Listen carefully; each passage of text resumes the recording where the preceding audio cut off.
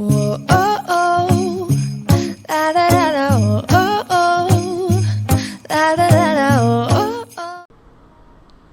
Hello everyone, this is Coach Jingo, and today ituturo ko po sa inyo on how to add payment options sa inyong business manager's account.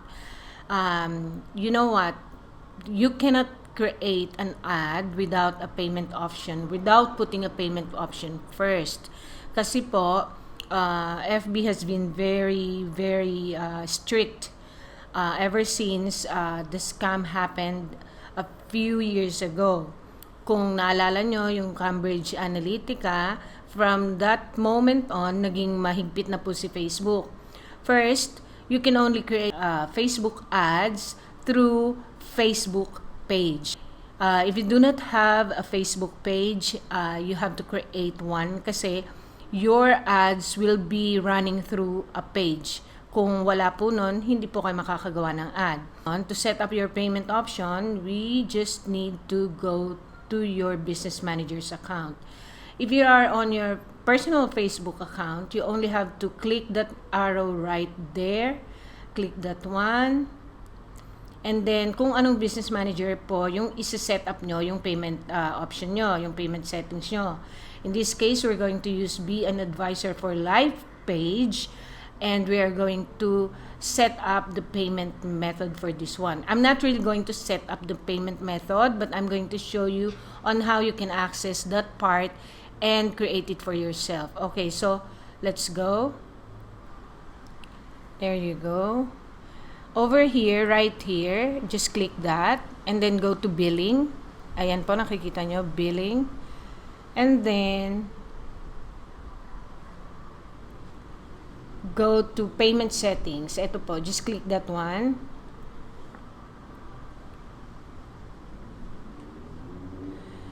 Alright, so etong nakikita nyong button na to says add payment method. I-click nyo yan.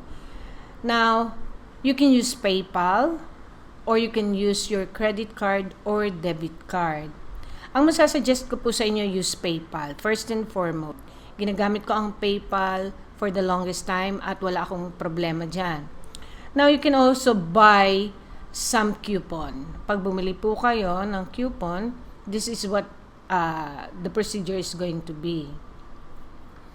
So, you are going to put the coupon code and then apply, and then you can use your ad account now to run your Facebook advertisements. The trouble with coupon code, kapag ka naubusan na po, wala nang credit yung coupon code nyo, the ad will stop. And if it's going really well or it's picking up, mapuputol yon. And then kung mag-a-add ka na naman ng another coupon, your ad will go back to learning state. So, hindi advisable kung limitado yung inyong budget. We are going to go back to PayPal. Sa PayPal naman, other than it is safe, kasi naka-shield yung information ng inyong bank account, ng inyong credit cards and debit cards. So, I really believe it's the safest. And kung walang laman yung inyong PayPal wallet, it will pull off the budget from your debit card or credit card. The good thing about using a credit card, lahat ng babayaran nyo kay Facebook, using that card, may rewards yan. Kung ang credit card nyo is something that is accumulating rewards. So, it's also very good kung alam nyong gamitin at safe naman and you are not worrying about spending from your credit card account. With debit card, it's also the same.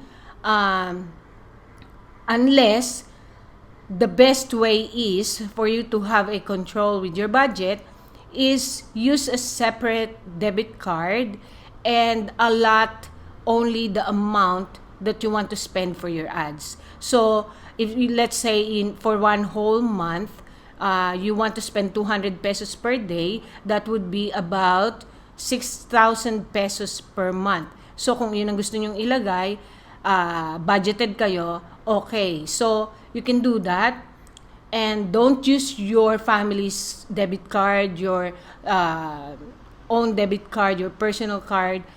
Use a separate one. Kung mas komportable kayo na kontrolado nyo yung budget ninyo. So that's how you're going to do that. After yon, masi-set up na siya. You don't have to worry about anything kasi naka-set up na, nakapili na kayo ng gusto nyo, yung safest.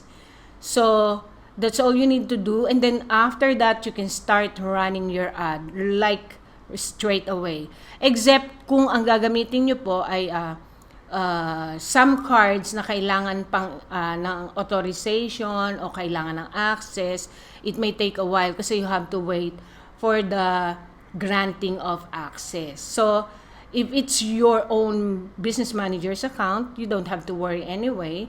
But if you are like the people that are paying for ad agencies like us, for marketers who are hiring other people, might as well use PayPal or debit card, a separate debit card that you are only intending to use for this purpose. So that's all for now. Okay, so after that, you only need to hit continue and then masi-set up na po siya. So that's it and see you next video. Whoa, oh, oh.